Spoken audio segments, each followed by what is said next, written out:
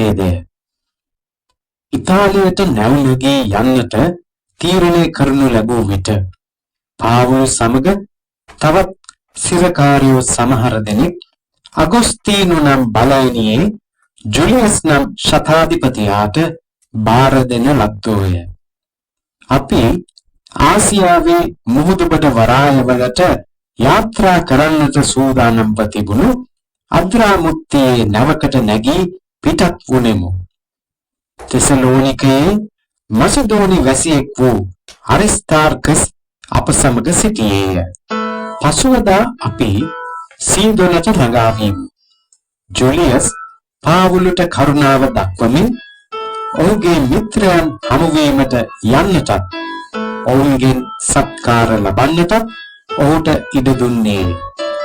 එතනින් පිටත් වී යන විට සුළඟ අපට විරුද්ධව හැමූ බැවින් සයිප්‍රසේ වෙරළාසන්නයෙන් යාත්‍රා කෙළෙමු. සිලිසිය සහ පම්පිලියාවේ වෙරළාසන්න මුහුද මැදින් යාත්‍රා කර මුරානම් ලිසියාවේ නුවරකට පැමිණියෙමු. එහිදී ශතාධිපතියා ඉතාලියට යන අලෙක්සන්ද්‍රියාවේ නැවක් දැක අප එහි නැංවී කීප දිනක්ම එමින් යාත්‍රා කිරීමට සිදු වූ බැවින් බොහෝ අමාරුවෙන් කණේ දෙස ඉදිරියට පැමිණියෙමු. සුළඟ නිසා ගොඩ බසින්නට නොහැකි වූ හේයින් අපි ක්‍රීතයේ වෙරළට ලංව සල්මොන් තුඩුව වෙතට ගියෙමු. අමාරුවෙන් ඒද පසු කර ලසය නුවර අසල පිහිටි සුන්දර වරාය නම් තැනකට පැමිණියෙමු. බොහෝ කල්ගත වී උපවාස කාලයේද ගෙවී ගිය බැවින් මුහුදු ගමන අන්තරාය සහිත වූයේ. පාවුල් ඔවුන්ට දැනමුතුකම් දෙමින් භවතුනි, මේ ගමන බඩුවලට සහ නැවට පමණක් නොව අපේ ජීවිතවලට අන්තරාදායක වූ බොහෝ අලාභහානි පමුණුවන්නක් බව මට පෙනේ. ඒ කීය. එහෙත් ශතාධිපතියා පාවුලු කී දේවල්ට වඩා නැව්පතියාගේද නැව් අයිතිකාරයාගේද කී සැලකුවේය. ශීත කාලයේ නැවතී සිටීමට ඒ වරාය අහිතකර වූය. එතනින් පිටත් වී පුළුවන් නම් ඊසානට හා ගිනිකොනට මුහුණ දුන් ක්‍රීතේ වරායක් වූ එනේකියට පැමිණ ඒ ශීත කාලයේ ගත කරන ලෙස වැඩි දෙනා කැමැත්ත දැක්වූහ. දකුණෙන් මද සුළඟක් ඇමූ කල ඔවුහු තමන්ගේ අදහස ඉටු වී යයි සිතා නැංගුවන් ඔසවා ක්‍රීතයේ වෙරළු ළඟින්ම ගියහ. එහෙත් නොබෝ වේලාවකින් එවුරකුලොන් නම් ඡණ්ඩ මාරුතයක් දිවයින හරහා හැමුවේ. නැව ඊට අසුරුයි සුළඟට මුහුණපා යන්නට බැරි වූ බැවින් අපි එය සුළඟට ගසාගෙන යන්නට ඉඩ හැරුවෙමු. තවද ක්ලවුද නම් සුළු දිවයිනක මුවාවට දුව ගොස් අමාරුවෙන් නැවේ ඔරුව රැකගත්තෙමු. ඔවුහු එය නැවට ඔසවා ආධාර කඹ නැව යටින් දමා බැන්දාහ. සර්ටිසී වැලි කන්දිවල ගැටේය යන වියෙන් ඔවුහු කුඹ දරබා නැව ගසාගෙන යන්නට ඉඩ දුන්හ. හද කුණාටුවකට අසු වී සිටි බැවින් පසුවදා ඔවුහු නැව සැහැල්ලු කරන්නට පටන් ගත්තා. තුන්වනදා ඔවුහු තමන්ගේම අත්වලින් නැවේ බඩු බාහිරාදය මුහුදට වීසි කළහ. බොහෝ දවස් ඉරවත් තාරකාවක් නොපෙනුන බැවින්ද හද කුණාටුවක් හැවතුන බැවින්ද අපේ ආරක්ෂාව ගැන තිබුණු සියලු බලාපොරොත්තු එතැන් පටන් සුන් වී ගියේය. අප බොහෝ දිනක් කෑම නොගෙන සිටි බැවින් පාවුලු ඔවුන් නැග සිට භවතුනි, ක්‍රීතයන් පිටත් නොවන ලෙස මාගෙන් අවවාදයට ඇහුම්කන් දිය යුතුව තිබෙන. එසේ කෙලේ නම් මෙවැනි අන්තරාවක් හා අලාභයක් පැමිණෙන්නේ නැත. කෙසේ වෙතත් දැන් ඉතින් ධෛර්යවත්ව සිටින ලෙස ඔබට අවවාද කරමි. මන්ද නැවත මිස ඔබ අතර ජීවිත හානියක් නොවන්නේ. මා වැඳුම් පිදුම් කරන මාගේම දෙවියන් වහන්සේගේ දූතයෙක් ඊයේ රාත්‍රියේ මා ළඟ සිට ආවලු. මේ නොවන්න ඔබ අධිරාජයා ඉදිරියේ සිටින්නටම ඕනෑ.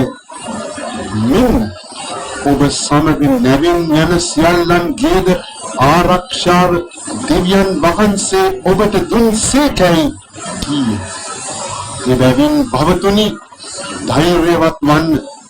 මන්ද මම දෙවියන් වහන්සේ විශ්වාස කරමි. මට කී ලෙසම සිද්ධ වන්නේයයි විශ්වාස කරමි. එසේ වුවත් අප යම් දිවයිනකට ගසාගෙන යා යුතුය. මේ කීය දස සතර වන රාත්‍රියේදී අප මධ්‍ය ධර්මයේ මුහුදේ ඔබ ගෙන යනු ලබන කල මධ්‍යම රාත්‍රිය පමණේදී නැව්කාරයන් අප වෙරළකට ලං වෙතේ සිතා ගැඹුර බලා මීටර් 40ක් බව දැනගත්හ. තව ටිකක් ඈතට ගොස් නැවතත් ගැඹුර බලා මීටර් 30ක් බව දැනගත්හ. එකල අප ගල් පරවන හැපේ යන බියෙන් ඔහු අවරන් නැංගුරම් සතරක් තමා පහන් වනට ආශාවෙන් බලා සිටියහ. නැවෙන් අලා යන්නට මගක් සොයමින් එනියෙන් නැංගුරම් දමන්නට යන්නාක් මෙන් ඔරුව මුහුදට පහත් කළ විට පාවුලු කතා කර මෝන් නැවේ සිටියොත් මිස නැත්නම් ඔබට ගැලවෙන්නට නොපිළිවෙන. ඒ ශක්‍රාධිපතියාටද ඒ වායනටද කීය. එකල ඒ වායෝ ඔරුවේ යොත් කපා ඔරුව පාවී යන්නට ඇරියද. පහන් වේගන එන විට පාවුලු ඔවුන් සියල්ලන්ටම කෑම කන්නට අවවාද කරමින් ඔබ කිසිත් නොකා නිරාහාරව බලා සිට අදට දස සතරවෙනි දවසේ. එබැවින් කෑම කනමින් ඔබට අවවාද කරමි. මන්ද ඔබගේ දිවි රැක ගැනීම සඳහා එසේ කිරීම අවශ්‍ය. ඔබ කිසිවෙකුගෙන් ඉසකේ ගහක් තරමටවත් කිසිත් නැති නොවන්නේ. ඔහු මෙසේ කියා රොටි රැගෙන සියල්ලන් ඉදිරියෙහි දෙවියන් වහන්සේට ස්තුති කොට කඩා කන්නට පටන් ගත්තේය. එවිට ඔහු සියල්ලෝම ධෛර්යවත් වී තුමුද කෑම කෑහ. නැවේ සිටි අපි සියල්ලෝම 270 දෙනෙකි. කෑම කා සෑහීමට පැමිණි ඔහු ධාන්‍ය මුහුදට දමා නැව සැහැල්ලු කළහ. පහන් වූ කල ඒ දේශය කිමෙක්දයි බැලූ නැවියන්ට එය හඳුනාගත නොහැකි විය. එහෙත් වෙරළක් ඇති මුහුදු බොක්කක් දැක පුළුවන් නම් නැව එහි ගෙන යන්නට තීරණය කරගත්හ. නැංගුරම් පහකර මුහුදේ තිබෙන්නට හැර ඒ සමගම සුක්කානම් වල බැඳුම් මුදා ඉස්සරහ රුවල සුළඟට නගා වෙරළ බලා ගියෝය. එහෙත් සැඩ පහරින් ගසාගෙන ගිය නැව වැලි කන්දියක හැපුණේය. එවිට ඇනිය එරී හටුණේය. වැල වේගය නිසා අවරය ඉදෙන්න පටන් ගත්තේ. අවද ඉරකාරයන්ගෙන් කිසිවෙකු පීඩා පැන නොයන පිණිස ඔවුන් මැරීමට ඒ වායෝ අදහස් කළහ. එහෙත් ශතාධිපතියා පාවුලු ආරක්ෂා කරනු කැමැතිව ඒ අදහසින් ඔවුන් වළක්වා ඊනන්නට පුළුවන් අය පළමු කොට මුහුදට පැන ගොඩට යන්නට සිස්සන්ට යාලිවල ආධාරයෙන් හෝ නැවේ හැබලි ආධාරයෙන් හෝ ගොඩට යන්නට අනකලේ. නිසේ සියල්ලෝම ගැලවී ගොඩට පැමිණියහ.